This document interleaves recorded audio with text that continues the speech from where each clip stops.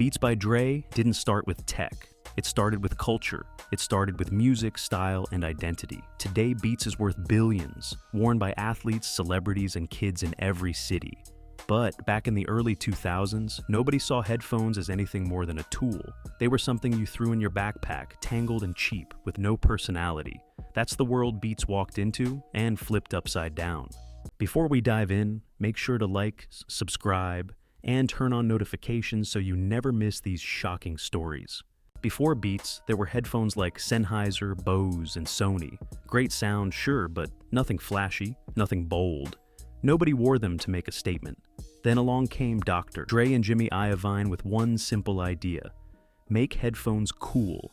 Not just high quality, but something people would want to wear, like sneakers, like jewelry, like a fashion accessory. It all began in the mid-2000s. The music industry was changing fast. Digital music was taking over. Piracy was hurting artists. And the sound quality people experienced through cheap earbuds didn't match what was created in the studio.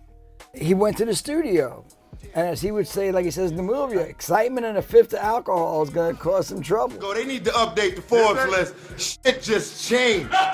In a big what? Oh my! Understand that.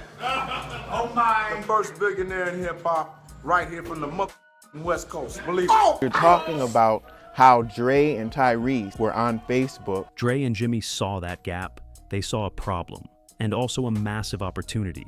If music was going digital, then the way people listened had to improve too.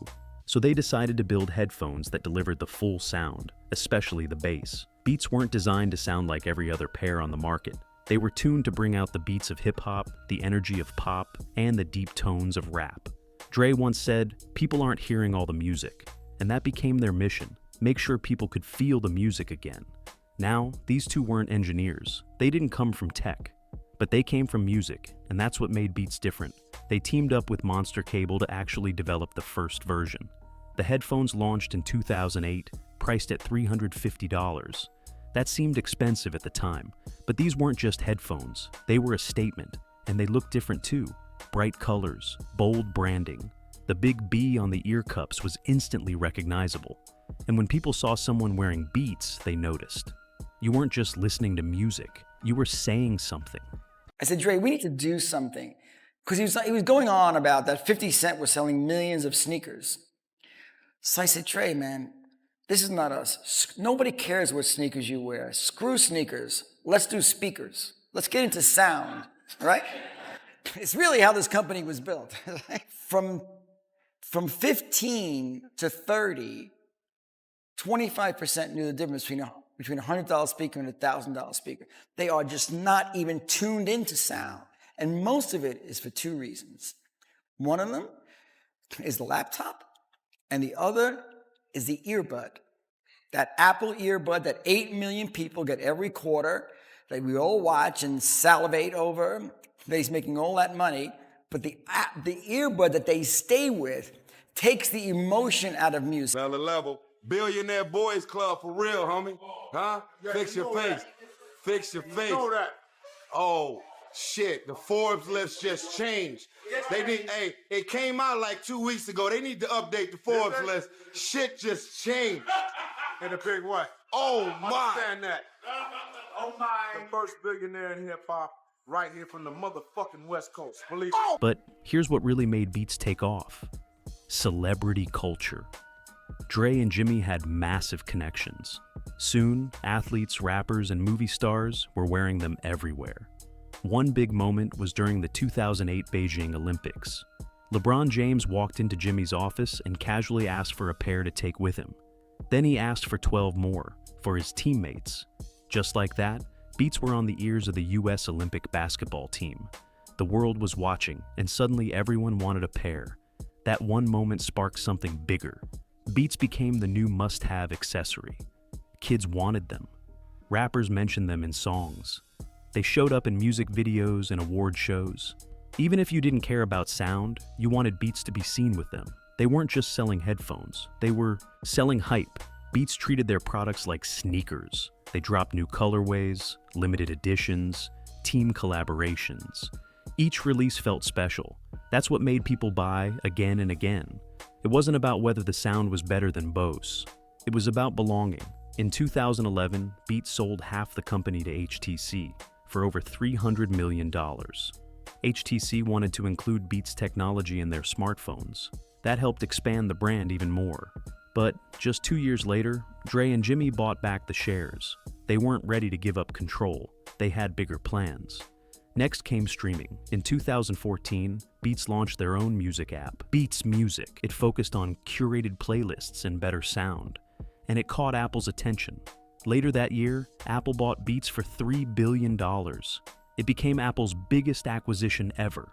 This deal wasn't just about headphones. It was about everything Beats brought to the table: brand power, music credibility, and style. Apple wanted to enter the streaming world. Beats helped them do it, and with that deal, Beats products got even better. Apple's wireless chip, the W1, was added to new Beats headphones like the Solo 3 and Power Beats 3. Pairing with iPhones became instant. Battery life improved. The technology now matched the hype. But Beats still had competition. Apple's own AirPods launched and took over the wireless earbuds market. They were smaller, simpler, and eventually became a cultural trend of their own. Some started to wonder, did Beats still have a future inside Apple? Despite that, Beats continued to innovate. They launched over-ear headphones with Apple's advanced H1 chip. They worked on better noise cancellation, cleaner sound, and more durable designs. Still, the headphone world was changing fast. True wireless earbuds were becoming the norm, and companies like Sony, Bose, and even startups were offering great sound at lower prices. Beats had to find new ways to stand out. They leaned even more into design, branding, and lifestyle. The Power Beats Pro became a favorite among athletes. Beats Flex gave people a cheaper entry into the brand, and with Apple's backing, they stayed on shelves around the world. Of course, it hasn't all been smooth. Beats has faced lawsuits from Monster, from Bose, and even from early collaborators who felt they were cut out of the success. Some critics argue Beats headphones are overpriced, that the sound doesn't match the cost. But that misses the point. Beats was never just about specs. It was about feeling. It was about giving people a way to show off their love for music, a way to express identity through audio gear. That's something very few brands in tech have ever done. Dre, Jimmy, and Luke Wood, the third key figure behind Beats, built something that changed the game. They saw headphones as more than tools. They turned them into icons. Even today, you'll still see Beats everywhere, in locker rooms, on red carpets, in YouTube videos, and TikToks. Whether it's a 10-year-old kid or a Grammy-winning artist, the B logo still means something. The story of Beats by Dre isn't just about sound. It's about timing, culture, and vision. It's about knowing what people want, even before they do. In a world full of cold, gray tech, Beats added color, emotion, and personality. So, while nobody knows what the future holds, one thing's for sure: Beats changed the way we listen to music. And more than that, they changed how we feel when we listen. From the studio to the streets, from the Olympics to everyday headphones, Beats built more than a brand. They built a movement, and that's how a pair of headphones became a multi-billion-dollar empire.